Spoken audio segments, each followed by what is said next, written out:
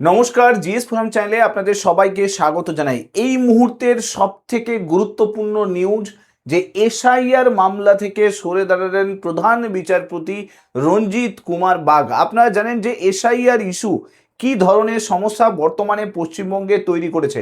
এখানে আপনারা খবর দেখতেই পাচ্ছেন যে এসআইআর ট্রাইব্যুনাল থেকে সরে দাঁড়ালেন প্রাক্তন প্রধান বিচারপতি রঞ্জিত কুমার বাগ।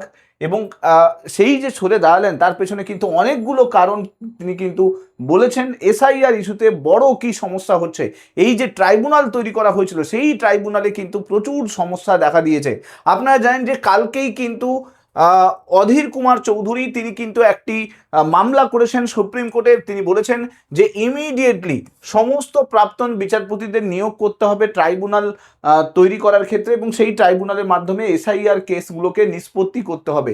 ব্লক লেভেলে এ ধরনের কিন্তু একটি ট্রাইব্যুনাল তৈরি করার কথা তিনি কিন্তু বলেছেন, কারণ তা না হলে সব থেকে বেশি সমস্যায় পড়ছে মুর্শিদাবাদের মানুষরা।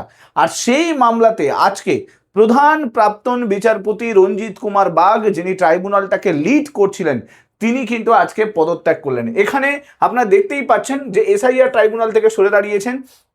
গত মাসে এর আগে যদি দেখি আমরা, গত মে মাসে ট্রাইব্যুনাল থেকে ইস্তফা দিয়েছিল কলকাতা হাইকোর্টের প্রধান বিচারপতি টি.এস. শিবগামন। আর তারই কিন্তু যে পথ, সেই পথে কিন্তু নতুন করে তার দেখানো ওই রাস্তায় নতুন করে হাঁটলেন কিন্তু বিচারপতি রঞ্জিত কুমার বাগ। সমস্যা অনেক কিছুই রয়েছে। যখন কলকাতা হাইকোর্টের প্রধান বিচারপতি টি.এস. শিবগামন তিনি যখন পদত্যাগ করেছেন, তিনি বলেছিলেন যে এই এসআইআরে প্রচুর পরিমাণে সমস্যা রয়েছে। যে পরিমাণ আবেদন জমা পড়েছে তা নিষ্পত্তি করতে প্রায় 25 বছর সময় লেগে যাবে। রঞ্জিত কুমার বাগ তিনি বলেছেন যে 27 লক্ষের নাম বাদ গেছে। সূত্রের খবর বলছে যে এখনো পর্যন্ত 28 থেকে 30,000 নামের কিন্তু এখনো পর্যন্ত নিষ্পত্তি হয়েছে। দিনে 50 থেকে 60টার বেশি মামলা সেইভাবে কিন্তু নিষ্পত্তি করা যাচ্ছে না। পরিকাঠামোর কিন্তু খুবই অভাব। তার সঙ্গে সঙ্গে তিনি আরো বলেছেন যে সমস্ত বিচারপতিরা এই পুরো বিষয়ে ক্ষিপ্ত রয়েছেন। তারা বলেছিলেন যে ট্রাইব্যুনালের যে কাজ, সেই কাজ কিন্তু আদালতের শুনানির থেকেও অনেক কঠিন কিন্তু কাজ। কারণ যাদের নাম ভোটার তালিকা থেকে বাদ গেছে তাদের প্রপার সঠিকভাবে কিন্তু যাচাই করতে হচ্ছে, তাদের নামগুলোকে খতিয়ে দেখতে হচ্ছে। অনেক ক্ষেত্রে যে আবেদনকারী আছে তাকে সশরীরে ডেকে পাঠাতে হচ্ছে। তো একটা অনেক বড় হেক্টিক কাজ। সেই হেক্টিক কাজ কমপ্লিট করার জন্য যে পরিকাঠামোগুলো দরকার, সেই পরিকাঠামো কিন্তু এই মুহূর্তে রাজ্য সরকারের কাছে নেই।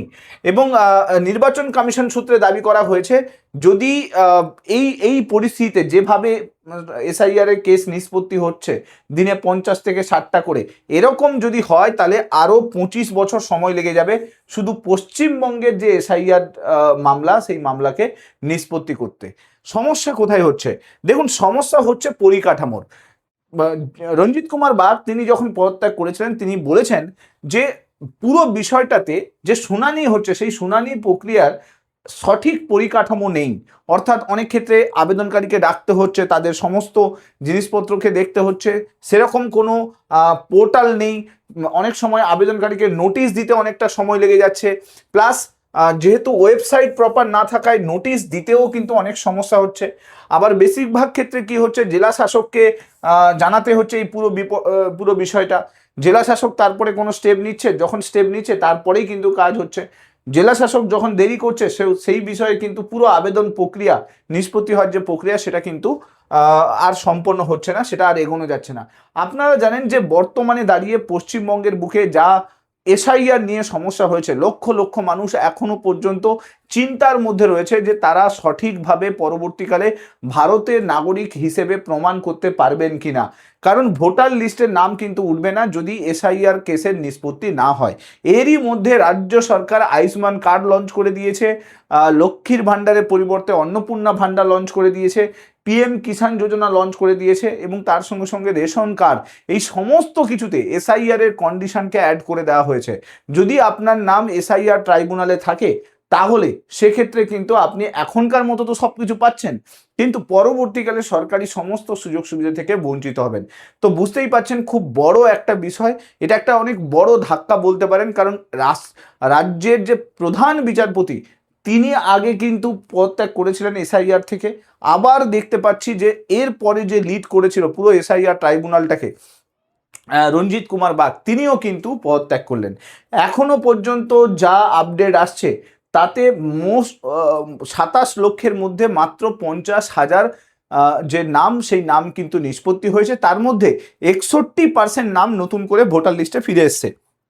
তার মানে বুঝতেই পাচ্ছেন বহুজন কিন্তু বিভিন্ন কারণে তাদের নাম কিন্তু এসআইআর লিস্টে গেছে, মিসম্যাচ হয়েছে, কখনো টাইটেলের মিসম্যাচ হয়েছে, অ্যাড্রেসের মিসম্যাচ হয়েছে, এই সমস্ত কিছু কারণে তাদের নাম এসআইআর লিস্টে গেছে। 61% রিটার্ন করে ফিরিয়ে নিয়ে আসা হয়েছে, আর এখনো 40% কিন্তু বাদ গেছে। এবং টোটাল যত এসআইআর এর আবেদন জমা পড়েছে তার মাত্র 0.26% এখনো পর্যন্ত কমপ্লিট করা সম্ভব হয়েছে, অর্থাৎ 1%ও এখনো পর্যন্ত এসআইআর এর আবেদন সম্পন্ন হয়নি। আর তারই মধ্যিখানে এই সমস্ত প্রধান বিচারপতি যারা রয়েছে তাদের যে পদত্যাগ, সেটা কিন্তু একটা বড় আশঙ্কা সামনের দিকে দেখাচ্ছে যে এসআইআর সমস্যা বড় সমস্যা হিসেবে পশ্চিমবঙ্গের সামনে আসতে পারে। অন্যান্য রাজ্যে যে সমস্ত জায়গাতে এসআইআর হচ্ছে সেখানে কিন্তু এই সমস্যাটা হচ্ছে না, এটা শুধুমাত্র পশ্চিমবঙ্গের ক্ষেত্রে হচ্ছে। এরই মধ্যে সুপ্রিম কোর্টেও এসআইআর নিয়ে অনেকগুলো মামলা সামনে আছে। এখন দেখার বিষয় এই পুরো বিষয়টাতে নতুন করে এই যে প্রধান বিচারপতি পদত্যাগ করলেন তারপরে নতুন কি আপডেট আসে, সুপ্রিম কোর্ট এই বিষয়ে নতুন কি পদক্ষেপ নেয়। অলরেডি 2-3টে কিন্তু আবেদন অলরেডি সুপ্রিম কোর্টে জমা পড়েছে।